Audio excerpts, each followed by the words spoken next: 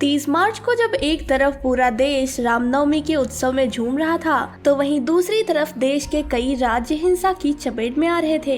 देखते देखते यह हिंसा एक भयानक रूप लेने लगी, जिसकी वजह से इंटरनेट तक को बंद करना पड़ा। लेकिन इन सब के पीछे की वजह क्या है? ऐसा क्या हुआ कि इन राज्यों में इंटरनेट की सेवाओं को बंद करना पड़ा? क्या यह किसी तरह की साजिश थी?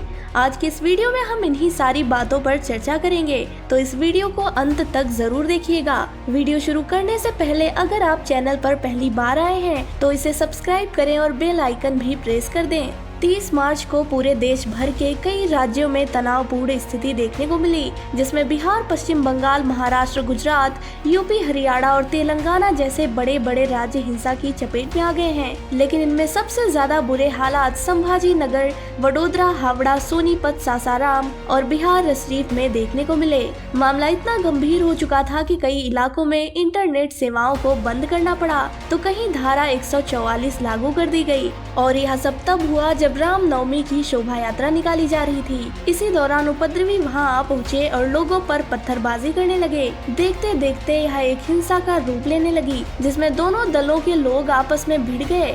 धीरे धीरे इस तरह की झड़प और हिंसा की खबरें देश के अलग अलग राज्यों से आने लगी, जिसमें वडोदरा से 2 बार पथराव की खबर सामने आई। इतना ही नहीं, लखनऊ की एक यूनिवर्सिटी में भी छात्रों के गुट भिड़ गए। वहीं रामनवमी से ठीक पहले महाराष्ट्र के 2 जिलों संभाजी नगर और जलगांव में तनाव और हिंसा हुई थी। यहाँ पर 2 युवकों के बीच में जबरदस्त भिड़ंत हुई, जिसके बाद बमबाजी, आगजनी और पथराव से संभाजी नगर दहल गया था। इस हादसे में कई सारी गाड़ियों को आग की चपेट में डाल दिया गया, जिनमें पुलिस की गाड़ियाँ भी शामिल थीं। पुलिस बल ने स्थिति को नियंत्रण में लाने के लिए लोगों पर आंसू गैस भी छोड़े। बाद में मामले को शांत कराने के लिए धर्म गुरुओं को भी बुलाया गया। पथराव का सिलसिला बिहार में भी देखा गया।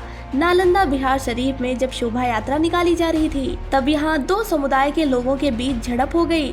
इस दौरान कई राउंड फायरिंग भी हुई, जिनमें कई जख्मी भी हो गए। कई घरों और दुकानों में भी तोड़फोड़ देखी गई। यहाँ की पुलिस ने हिंसा फैलाने के आरोप में 20 से ज्यादा लोगों को गिरफ्तार किया है। हिंसा में 8 लोग घायल हो गए हैं, जबकि 3 को गोली लगी है। इसके अलावा बंगाल में भी शोभा यात्रा निकालने के दौरान हिंसा और पत्थरबाजी होने लगी। हिंसा के दौरान कई दुकानों में लूटपाट की गई थी, जबकि कुछ पुलिस वाहनों समेत कई कारों को आग के हवाले कर दिया गया। स्थिति को नियंत्रण करने के लिए वहां पर धारा 144 लगाई गई है और साथ ही साथ इंटरनेट सेवाओं को भी बंद कर दिया गया है। मामला बंगाल का हो या फिर गुजरात का, दोनों जगह पुलिस की भूमिका पर सवाल उठ रहे हैं। दरअसल ऐसे धार्मिक उत्सवों के दौरान माहौल संभालने के लिए नागरिक कमेटियों से पुलिस को बात करनी होती है। तय रूट के अलावा जुलूस कहीं और नहीं ले जाया जाए। ये सुनिश्चित किया जाता है कि अगर धार्मिक जुलूस के रूट पर कोई दूसरा धार्मिक स्थल आता है तो वहाँ ज्यादा देर तक न रुका जाए। वहाँ अतिरिक्त सुरक्षा बल लगाया जाता है। लेकिन ऐसा वडोदरा के मामले में नहीं दिख रहा है। बंगाल वाली हिंसा के मामले पर तो सीएम ममता ने खुद कहा कि यात्रा का रूट कैसे बदल गया, इसे देखा जाएगा और अगर पुलिस वाले इसमें शामिल पाए गए तो सख्त एक्शन लिया जाएगा।